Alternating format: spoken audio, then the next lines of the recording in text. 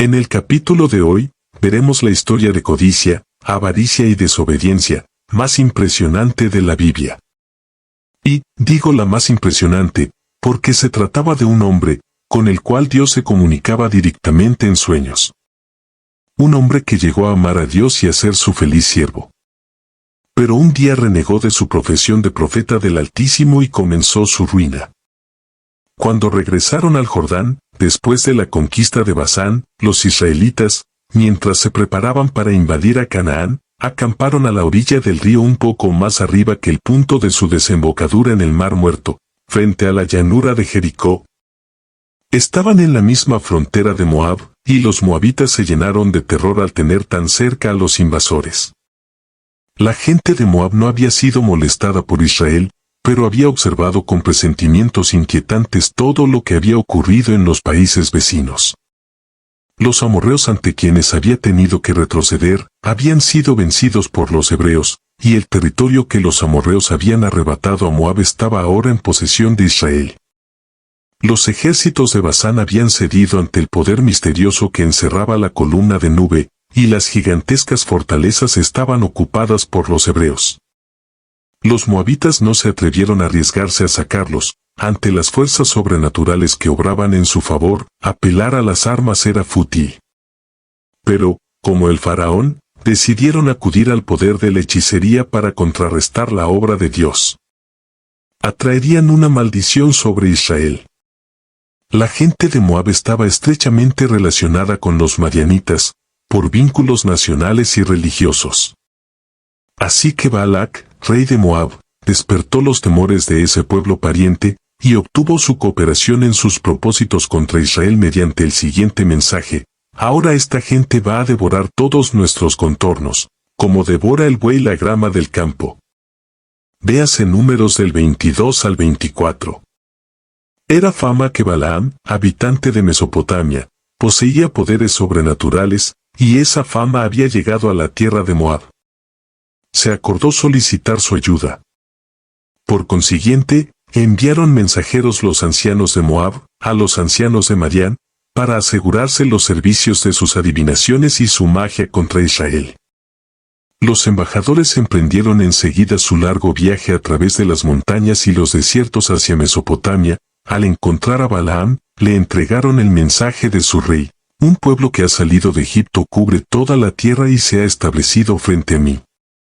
Ven pues, ahora, te ruego, y maldíceme a este pueblo, porque es más fuerte que yo, y quizá yo pueda herirlo y echarlo de la tierra, pues yo sé que el que tú bendigas bendito quedará, y el que tú maldigas maldito quedará.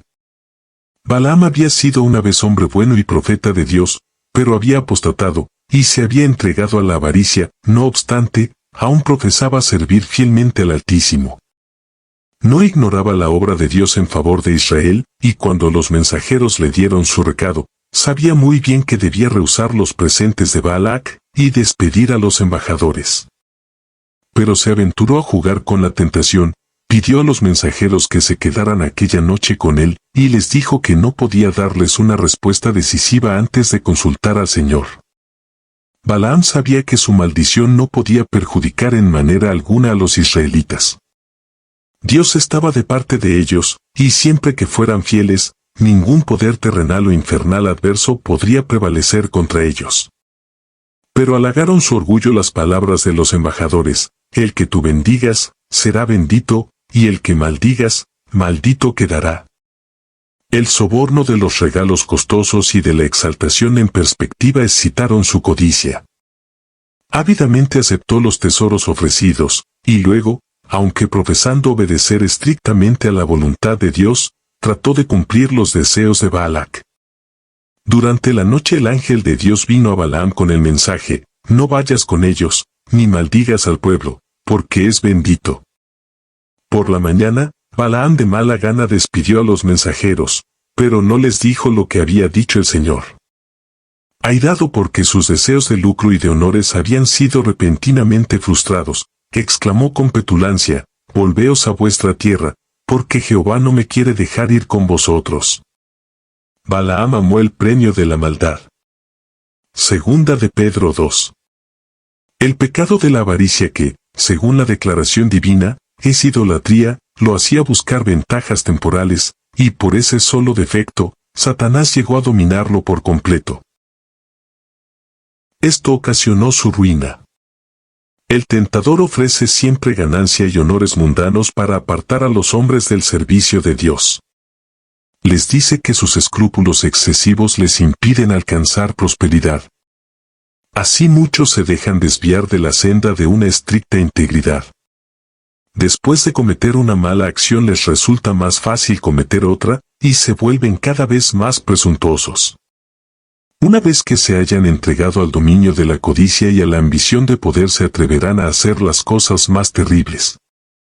Muchos se lisonjean creyendo que por un tiempo pueden apartarse de la verdadera honradez para alcanzar alguna ventaja mundana, y que después de haber logrado su fin, podrán cambiar de conducta cuando quieran. Estos se enredan en los lazos de Satanás, de los que rara vez escapan. Cuando los mensajeros dijeron a Balac que el profeta había rehusado acompañarlos, no dieron a entender que Dios se lo había prohibido.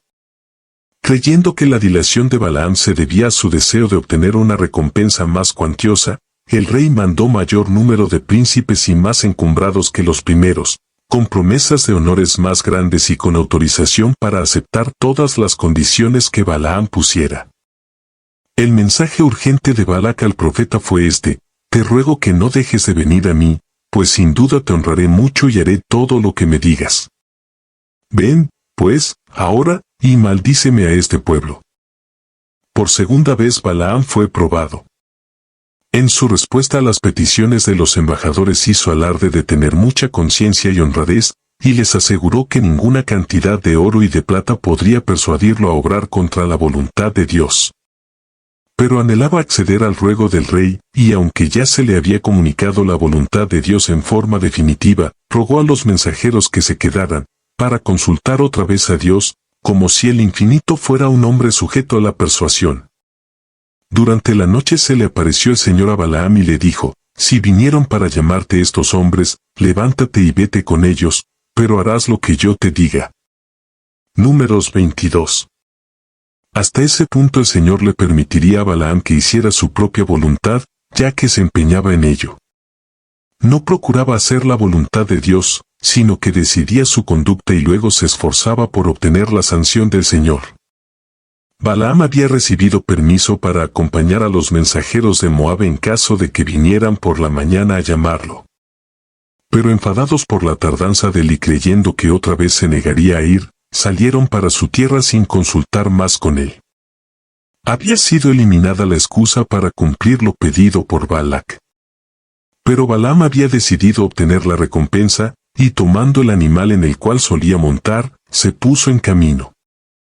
Temía que se le retirara a una hora el permiso divino, y se apresuraba ansiosamente, impaciente y temeroso de perder por uno u otro motivo la recompensa codiciada. Pero el ángel de Jehová se puso en una senda de viñas que tenía pared a un lado y pared al otro. El animal vio al divino mensajero, a quien el hombre no había visto, y se apartó del camino real y entró en el campo. Con golpes crueles, Balaam hizo volver la bestia al camino, pero nuevamente, en un sitio angosto y cerrado por murallas de piedra, le apareció el ángel, y el animal, tratando de evitar la figura amenazadora, apretó el pie de su amo contra la muralla. Balaam no veía la intervención divina, y no sabía que Dios estaba poniendo obstáculos en su camino. Se enfureció, y golpeando sin misericordia al asna, la obligó a seguir adelante.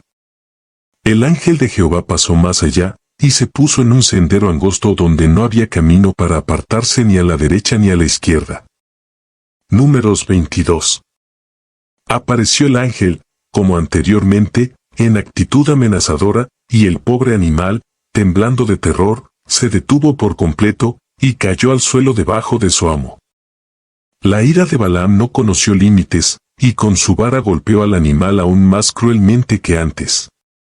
Dios abrió entonces la boca a la burra, y la bestia, hablando en voz de hombre, refrenó la locura del profeta. Segunda de Pedro 2. ¿Qué te he hecho, que me has azotado estas 3 veces? Dijo. Lleno de ira al verse así estorbado en su viaje, Balaam contestó a la bestia como si ésta fuese un ser racional: porque te has burlado de mí. Si tuviera una espada en mi mano, ahora mismo te mataría. Allí estaba un hombre que se hacía llamar mago, que iba de camino para pronunciar una maldición sobre un pueblo con el objeto de paralizarle su fuerza, en tanto que no tenía siquiera poder suficiente para matar el animal en que montaba. Los ojos de Balaam fueron entonces abiertos, y vio al ángel de Dios de pie con la espada desenvainada, listo para darle muerte. Aterrorizado, hizo una reverencia, y se postró sobre su rostro.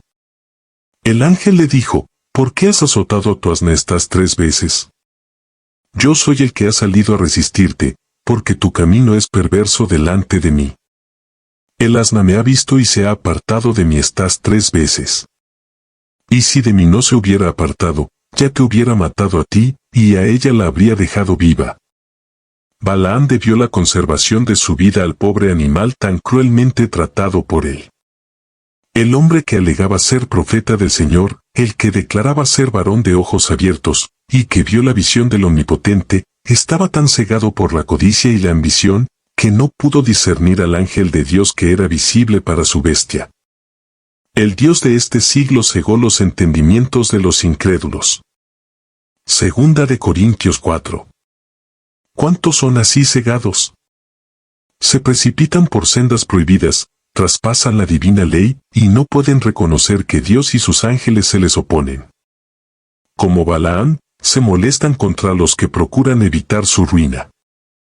Por la manera en que tratara su bestia, Balaam había demostrado que espíritu le dominaba.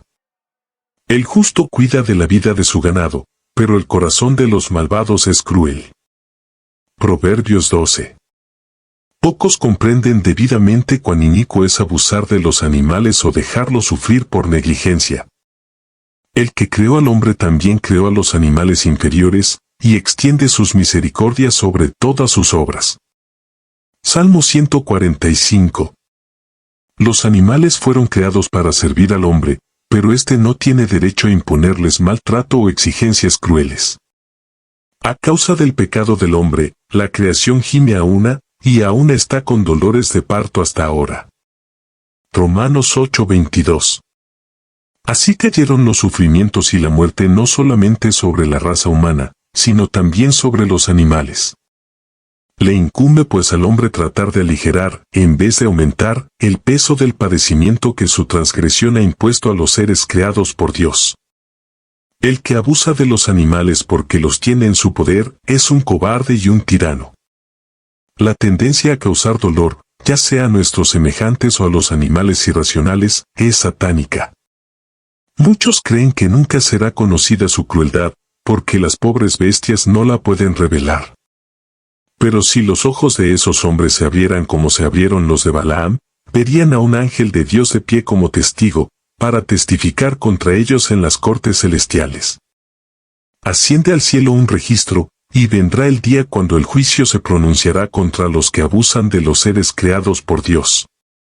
Cuando vio al mensajero de Dios, Balaam exclamó aterrorizado, «He pecado, porque no sabía que tú te ponías delante de mí en el camino, pero ahora, si te parece mal, yo regresaré». El Señor le permitió proseguir su viaje, pero le dio a entender que sus palabras serían controladas por el poder divino. El rey de Moab, informado de que Balaam se acercaba, salió con un gran séquito hasta los confines de su reino, para recibirlo. Cuando expresó su asombro por la tardanza de Balaam, en vista de las ricas recompensas que le esperaban, el profeta le dio esta contestación, «Mira, ya he venido ante ti, pero ¿podré ahora decir alguna cosa? La palabra que Dios ponga en mi boca, esa hablaré». Balaam lamentaba que se le hubiera impuesto esta restricción, temía que sus fines no pudieran cumplirse porque el poder del Señor le dominaba. Con gran pompa, el rey y los dignatarios de su reino escoltaron a Balaam a los altos de Baal, desde donde iba a poder divisar al ejército hebreo. Contemplemos al profeta de pie en la altura eminente, mirando hacia el campamento del pueblo escogido de Dios. Qué poco saben los israelitas de lo que está ocurriendo tan cerca de ellos. Qué poco saben del cuidado de Dios, que los protege de día y de noche. Cuán embotada tiene la percepción el pueblo de Dios. Cuán tardos han sido sus hijos en todas las edades para comprender su gran amor y misericordia. Si tan solo pudieran discernir el maravilloso poder que Dios manifiesta constantemente en su favor, no se llenarían sus corazones de gratitud por su amor y de reverencia al pensar en su majestad y poder. Balaam tenía cierta noción de los sacrificios y ofrendas de los hebreos, y esperaba que, superándolos en donativos costosos, podría obtener la bendición de Dios y asegurar la realización de sus proyectos pecaminosos. Así iban dominando su corazón y su mente los sentimientos de los moabitas idólatras. Su sabiduría se había convertido en insensatez, su visión espiritual se había ofuscado, cediendo al poder de Satanás, se había enceguecido él mismo. Por indicación de Balaam, se erigieron 7 altares, y él ofreció un sacrificio en cada uno. Luego se retiró a una altura, para comunicarse con Dios, y prometió que le haría saber a Balac cualquier cosa que el Señor le revelara. Con los nobles y los príncipes de Moab, el rey se quedó de pie al lado del sacrificio, mientras que la multitud se congregó alrededor de ellos, y todos esperaban el regreso del profeta. Por último volvió, y el pueblo esperó oír las palabras capaces de paralizar para siempre aquel poder extraño que se manifestaba en favor de los odiados israelitas. Balaam no solo no pudo maldecir a Israel, sino que lo bendijo con estas palabras: ¿por qué maldeciré yo al que Dios no maldijo?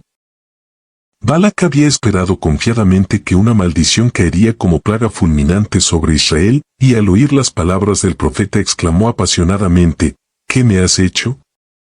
Te he traído para que maldigas a mis enemigos, y tú has proferido bendiciones. Balaam, procurando hacer de la necesidad una virtud, aseveró que, movido por un respeto concienzudo de la voluntad de Dios, había pronunciado palabras que habían sido impuestas a sus labios por el poder divino. Su contestación fue: no debo cuidarme de decir lo que Jehová ponga en mi boca. Aún así Balac no podía renunciar a sus propósitos. Decidió que el espectáculo imponente ofrecido por el vasto campamento de los hebreos había intimidado de tal modo a Balaam que no se atrevió a practicar sus adivinaciones contra ellos. El rey resolvió llevar al profeta a algún punto desde el cual solamente pudiera verse una parte de la hueste. Si se lograba inducir a Balaam a que la maldijera por pequeños grupos, todo el campamento no tardaría en verse entregado a la destrucción. En la cima de una elevación llamada Pisga, se hizo otra prueba.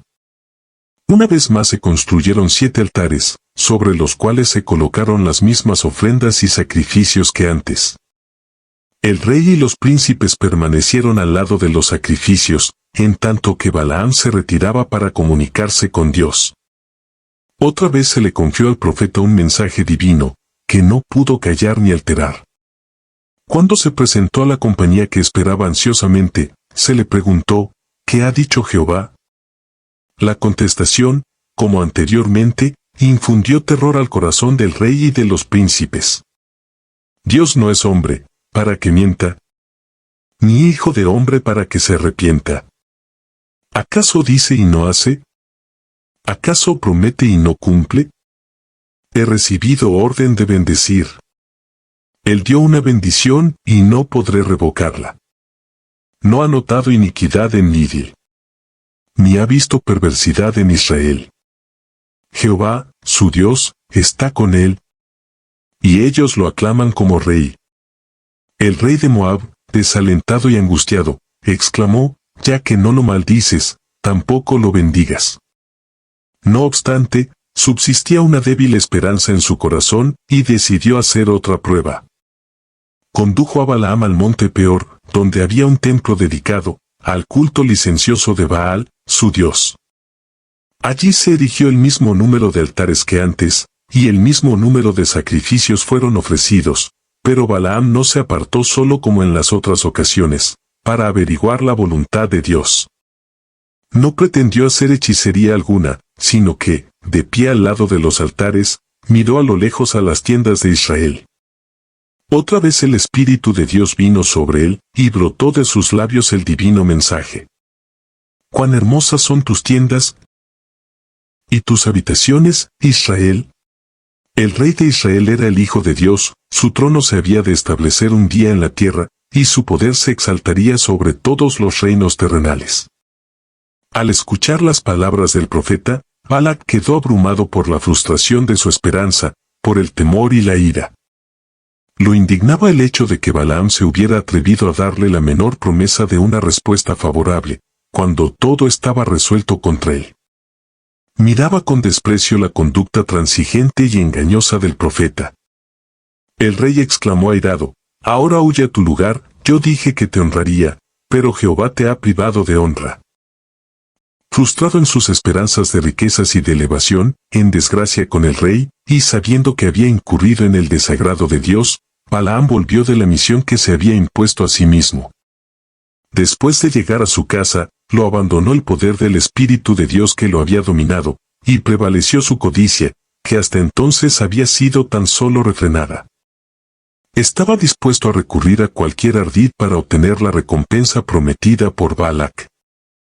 Balaam sabía que la prosperidad de Israel dependía de obedecer a Dios y que no había manera alguna de ocasionar su ruina sino induciéndolo a pecar.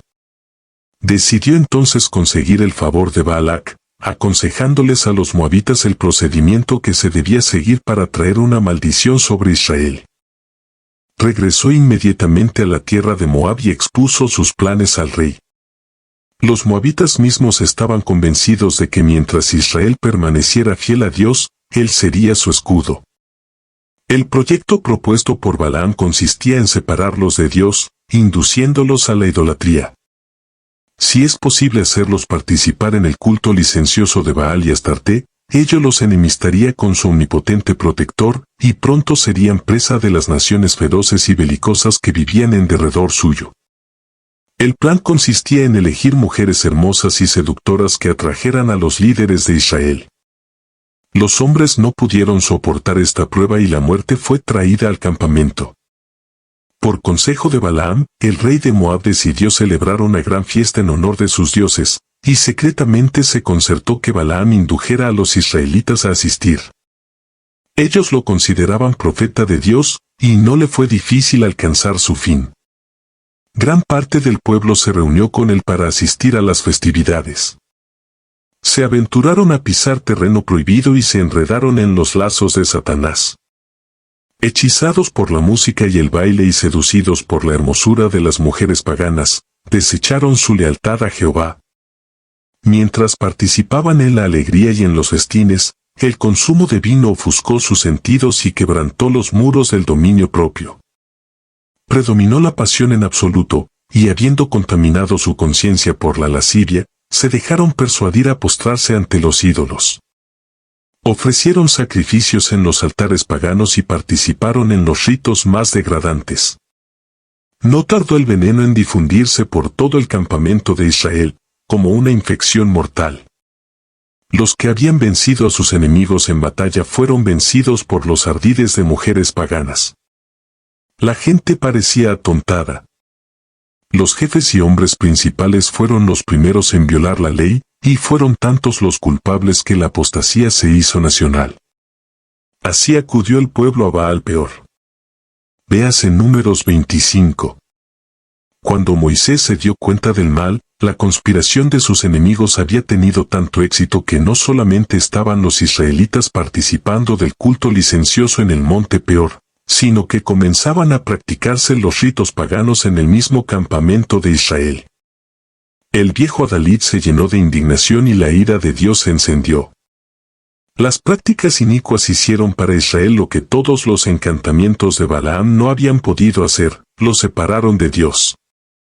Debido a los castigos que los alcanzaron rápidamente, muchos reconocieron la enormidad de su pecado.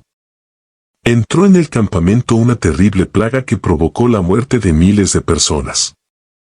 Dios ordenó que quienes encabezaron esa apostasía sean ejecutados por los magistrados. La orden se cumplió de inmediato.